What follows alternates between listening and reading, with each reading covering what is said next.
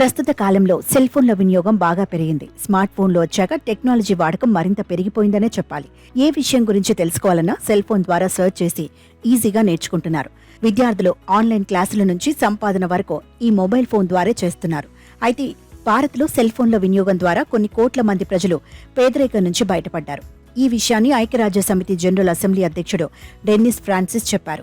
భారత్లో విస్తరిస్తున్న డిజిటల్ విప్లవాన్ని ఆయన ప్రశంసించారు. ఫుడ్ అండ్ అగ్రికల్చర్ ఆర్గనైజేషన్ నిర్వహించిన సమావేశంలో పాల్గొన్న డెన్నిస్ ఫ్రాన్సిస్ ఈ విషయాలను చెప్పారు. భారత్లో కేవలం స్మార్ట్ ఫోన్లు ఉపయోగించడం వల్ల గత 6 ఏళ్లలో 80 కోట్ల మంది భారతీయులు పేదరికం నుంచి బయటపడ్డారని డెన్నిస్ ఫ్రాన్సిస్ తెలిపారు.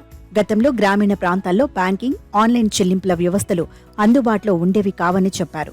బ్యాంకింగ్ వ్యవస్థతో సంబంధమే లేని రైతులు ఎంతో మంది ఉండేవారని ఆయన గుర్తు చేశారు. కొన్ని సంవత్సరాలలోనే పరిస్థితులు పూర్తిగా మారిపోయాయని అన్నారు. సామాన్య ప్రజలు, రైతులు, చిరు వ్యాపారులు ఇలా అందరూ స్మార్ట్ ఫోన్లలోనే ఆర్థిక లావాదేవీలు చేసుకోగలుగుతున్నారని అన్నారు. బ్యాంకింగ్ సేవలను సులభతరం చేసి ప్రజలు ప్రయోజనం పొందడానికి ఇంటర్నెట్ ఎంతో తోడ్పడుతుందని చెప్పారు. మిగతా దేశాలు కూడా గ్రామీణ ప్రాంతాల అభివృద్ధి కోసం చర్యలు తీసుకోవాలని డెన్నిస్ ఫ్రాన్సిస్ పిలుపునిచ్చారు. కాగా కేంద్ర ప్రభుత్వం గత 10 ఏళ్లుగా డిజిటలైజేషన్పై ప్రత్యేక ఫోకస్ పెట్టింది. ఈ మేరకు కీలక నిర్ణయాలను తీసుకుంది.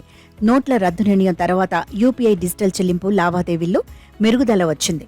బ్యాంకు ఖాతాలకు ప్రతి ఒక్కరూ తమ మొబైల్ ఫోన్లను లింక్ చేసి సొంతంగా ఆర్థిక లావాదేవీలు జరపడం మొదలుపెట్టారు. క్షణాల్లోనే సేఫ్గా డబ్బులు ట్రాన్స్ఫర్ చేయడం మొదలుపెట్టారు. వివిధ పథకాలు, సొంత వ్యాపారాల ద్వారా వచ్చే చెల్లింపులు నేరుగా గ్రామీణ ప్రాంతాల ప్రజల బ్యాంకు ఖాతాల్లోనే జమ అవుతున్నాయి.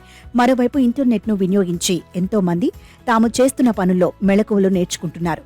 తద్వారా మంచి లాభాలను పొందుతూ పేదరికం నుంచి బయటపడుతున్నారు.